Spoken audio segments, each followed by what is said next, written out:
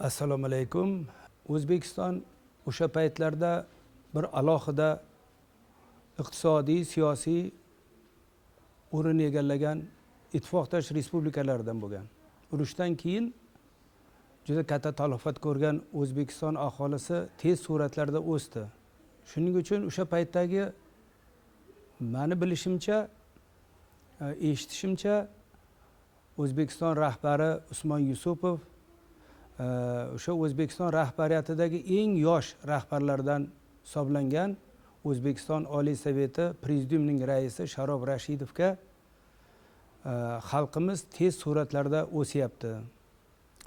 Bu ertaga kelib ularni ishga joylash, ularga ularni ish joyi bilan ta'minlash, uy joyi bilan ta'minlash, daromadini hal qilish masalalari, muammolari ko'tariladi. Shuning uchun sizga shu masalani o'rganishni topshirsak qanday bo'ladi deb savol berganlar ekan.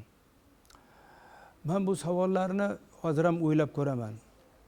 Sharof Rashidovich, men eshitishimcha o'sha paytlarning o'zida mutaxassislarni olib Mirzacho'lda aylanib chiqqan. Sababi o'sha 50-yillarda hozirgi mana shu Sirdaryo viloyatida men o'zim o'sha yerda tug'ilib o'sganman. O'sha yerda katta bo'lganman, o'sha yerda ishlaganman va o'sha yerda kamolotga yetganman. Umrimni asosiy qismi shu o'zim tug'ilib o'sgan Mirzacho'lda o'tgan. Shuning uchun o'sha tirik guvohlarni bilaman. Masalan, juda katta paxtakor, mashhur paxtakorlardan Tursunboy Latipov, Yusuf Xo'jabekov, Qurbon Botirov, Gupronqul Suvonqulov, Xudoyor Latipov, Qo'ziboqar Sindarov kabi juda katta tajribaga ega el darg'alarini og'zidan eshitganmanki, Sharof Rashidovich o'sha 50-yillardan boshlab Mirzacho'lni aylangan. Men ham shu institutni bitirgandan keyin ichimda, qalbimda shu bir narsa paydo bo'ldiki, bu Mirzacho'l nima ekan, bu qayerdan paydo bo'lgan va uni hududlari nima ekan deb. Shu mani ustozim ham amakim Xudoyor Latipov o'sha paytda Oqoltin rayonida hali ochilmagan, hali o'zlashtirilmagan 10-asr savxozlik direktori etib tayinlandi 71-yil. Men 72-yil institutni bitirib o'sha yerga borganman. Borganimizda yerlar hali yerlarga kanallar o'tkazilmagan, dalalarda o'rtasiga bir-biriga boradigan yo'llar hali qilinmagan, latoklar o'rnatilmagan holatda edi. Lekin bu ishlar boshlangan edi. O'shanda dalalarda o'z ko'zim bilan ko'rganman, dalani toshbaqa bosib ketgandi. O haligi timsoh demaymiz-ku, echkemar, katta-katta echkemarlar yurardi. Shunchalik bular ko'p ediki, shu ekilgan ekinlarni bir pasta ichida nobud qilishi mumkin edi. Shuning uchun odamlar ham ekish bilan shug'ullangan, ham o'sha toshbaqa yig'ish, o'sha echkemar yig'ish bilan shug'ullangan. Juda ham og'ir bo'lgan, issiq paytlar. Shularda shu Xudoyor Latipovga men hadeb aytaverardim, bu Mirzacho'l qayer bu, qanday tushunsak bo'ladi deb. U kishini bir qalin do'sti bo'lardi, Yangi yerlarni o'zlashtirish boshqarmasining boshlig'i, juda hurmatli Mirzacho'lliklardan biri Muhiddin No'manov degan shu kishi bilan birgalikda biz o'sha boshiga borganmiz, endi Mirzacho'lni boshiga. Bu Mirzacho'lni boshi deganda hozirgi Xo'jand shahrining yonidagi Qayroqum suv omborini tushunamiz. O'shanda bu ikkala oqsoqol menga shu Mirzacho'lni boshlashidan, o'sha yerdan boshlanib Begobodga Sirdaryo bilan kelganmiz. O'sha Qayroqum suv omboridan chiqib Begobodga kelganmiz, Sirdaryo daryo bo'ylab. Va ular menga ko'rsatdiki, shu Sirdaryoni Chinozdan o'tib Chordaragacha chap tomoni Mirzacho'l, chap qirg'oq. O'sha nimadan aytaylik, o'sha Qayroqumdan o'tgandan keyin chap tomonga yurilsa bu Tojikiston edi. Tojikistonning yerlari o'sha Mirzacho'lni o'zlashtirish boshlanganda Tojikistonga berilgan. Va shu Tojikiston orqali, Tojikistonning bir qismi ham Mirzacho'l hisoblanadi. Hozir u yerda So'g'd viloyatini Zafarobod tumani tashkil qilingan. Shundan keyin mana Mirzacho'lda eski o'zlashtirilgan 1956-yilga o'zlashtirilgan joylarda Xovos, Bayovut, Sayxunobod, Sirdaryo kabi tumanlar tuzilgan. Ular oldinroq tashkil qilingani uchun eski hudud hisoblanadi yoki o'sha ilm tinida birinchi, ikkinchi, oldingi zona, eski zona hisoblanadi. Keyingi ishlar 1956-yil 6-avgustdan o'sha sobiq ittifoqni 10-59 qarori bilan boshlangan. Endi men shunday ko'rdimki, Sharob Rashidovich xuddi shu biz yurgan marshrutdan yurgan ekan. Uni Xudoyor Latif juda yaxshi bilar ekan. Muhiddin Numanich ham juda yaxshi bilar ekan. Keyin o'zim shu irrigatsiya sohasida mutaxassis bo'lib o'sha yerda ishlaganim uchun o'zim juda qiziqdim shu kanallarning qurilishi qanday bo'lgan boshidan. O'sha hozirgi Shirin oldidan derivatsiya kanali deydi-da, o'sha Farhod kanali boshlangan. Unda o'sha 40-yillar juda ham yaxshi bilasiz, Farhod GES qurilgan va o'sha kanal Guliston orqali shu hozir men aytgan tumanlarni sug'organ. Endi Sharob Rashidovich o'sha paytlarda shu chap qirg'oqdan yurib shu hamma tumanlarda aylanib chiqqanlar va ularda iqtisodiy o'rnini yaxshi o'rganganlar. Undan keyin kelsalar bu Xovosdan tortib Gulistongacha o'rtada hozirgi Mirzacho'l tumanigacha qip-qizil cho'l bo'lgan. Hech narsa bo'lmagan bu yerda. Yo'l ham bo'lmagan, hech narsa bo'lmagan. Shu Xovosdan tortib shu Jizzaxgacha bo'lgan yo'lda shu temir yo'l bo'lgan. 1894-yil o'tgan temir yo'l bo'lgan. O'sha temir yo'lning yonida avtomobil yo'li bo'lgan. O'sha Xovosdan to aytaylik o'sha Jizzaxgacha boradigan avtomobil yo'li ham bo'lgan. Lekin uni chap tomoni ham temir yo'lda, o'ng tomoni ham o'zlashtirilmagan bo'lgan. Bu haligi shu Mirzacho'lning qismi hisoblanadi. Jizzaxda o'sha Uchtepa tumanigacha boradi. Bir qismi Forish tumanini ham egallab oladi.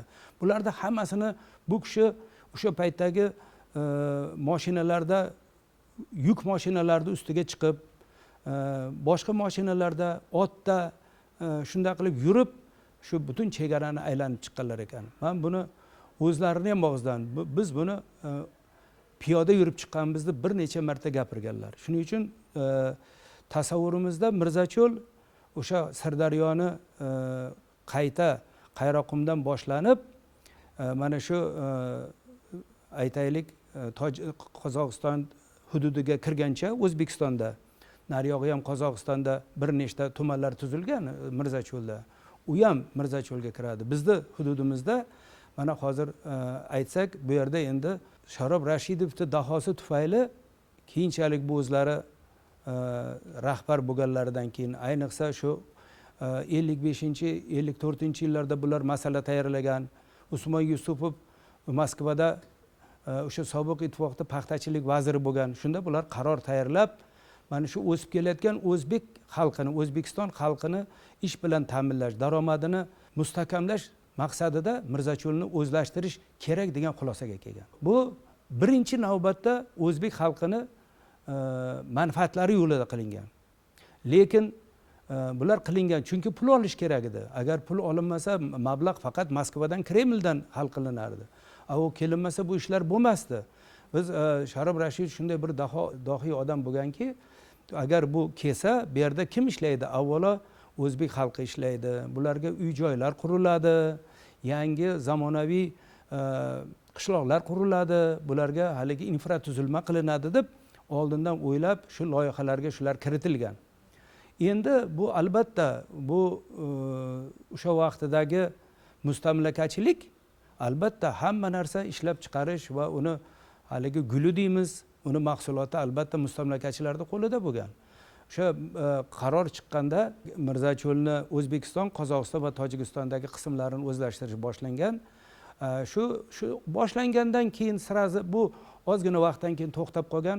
Sharob Rashidovich rahbarligida bu o'sha paytdagi sobiq ittifoqning rahbari Nikita Sergeyevich Xrushchevga buni juda kerakligini, paxta hozir dunyoda bozor gir ekanligi, bu juda ham qimmatbaho mahsulot ekanligini ko'rsatib, undan olingan mahsulotlar qancha daromad keltirishini, bu mamlakatni mudofaa tizimiga qanday katta ta'sir ko'rsatishlarini shu katta bir hisob kitoblari bilan, loyihalar bilan ko'rsatib bera olgan.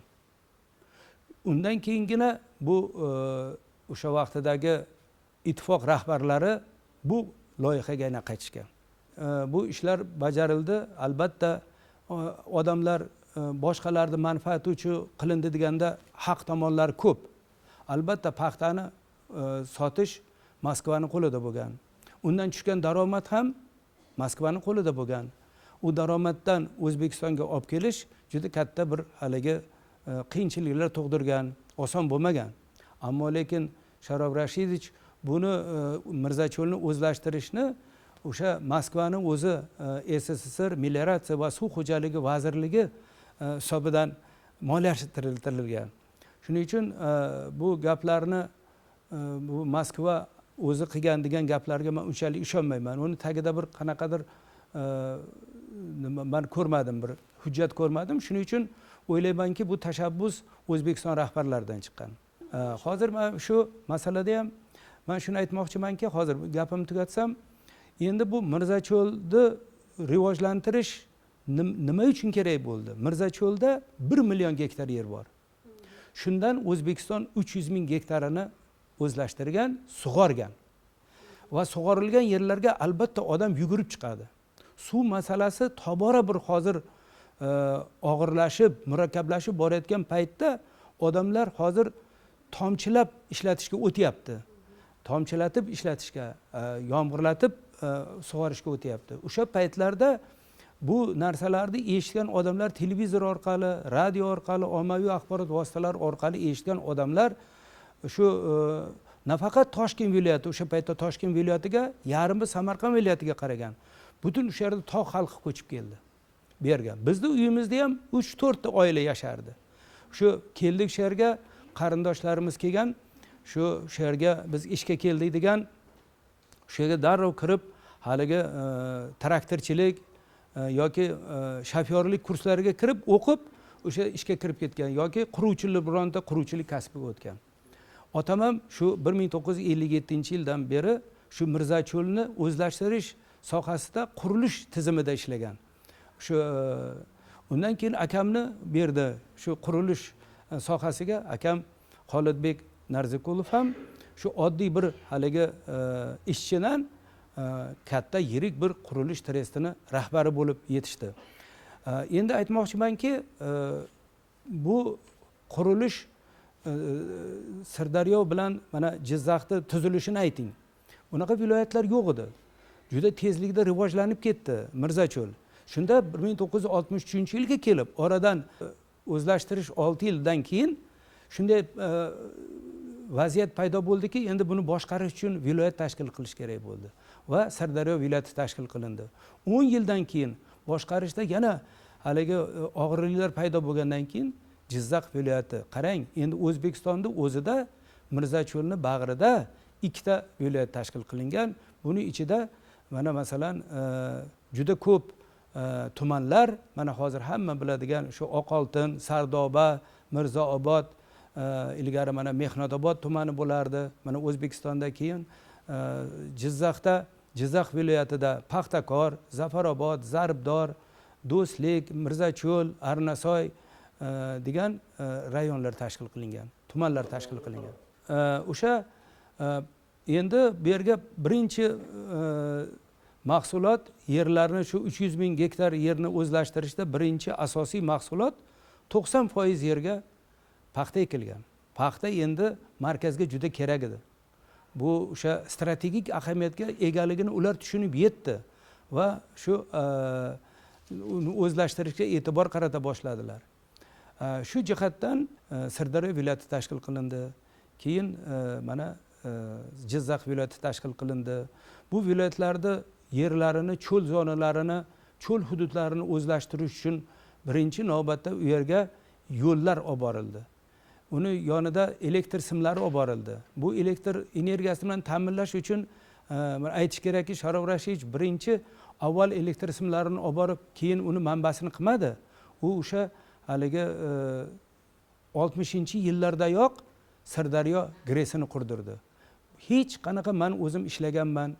o'sha yerda mana aytaylik, esimni taniganimda meri Mirzacho'lda bo'lsam, otam shu Mirzacho'lni quruvchisi bo'lsa, akam Mirzacho'lni quruvchisi bo'lsa, men endi bularni juda uyimizdan, oilamizdan bilganim uchun aytmoqchimanki, elektr energiyadan Sirdaryo viloyatida hech qachon biron marta ham bir muammo bo'lmagan, yetib ortgan. Hattoki bu Sirdaryo GRESini ishlab chiqqan quvvatlari boshqa viloyatlarga uzatilgan. Chunki Sharob Rashidovich rahbarligida ishlab chiqqan katta bir bosh rejada Sirdaryo viloyatida Mirzacho'lni bag'rida paxtani qayta ishlaydigan korxonalar qurish ko'zda tutilgan. U yerda ayollarimiz ishlash kerak bo'lgan va boshqa sanoat korxonalari qurish bo'lgan. Buni hammasiga elektr energiyasi kerak bo'lgani uchun Sirdaryo GRESi bunyod etilgan. O'sha xo'jaliklarga shu bilan birga ayrim tumanlarda markazlariga temir yo'lgacha borib yetgan. Chunki o'sha paxtalar topshiriladi. Har bir tuman 40, 50, 60 ming tonnadan paxta yetishtiradigan bo'ldi. Ularda boshlang'ich qayta ishlash uchun paxta tozalash zavodlari qurildi. Har bir tumanda bittadan, ikkitadan qurildi. Ularda paxtasini mashinada olib borib Rossiyaga yuborish mumkin emas edi.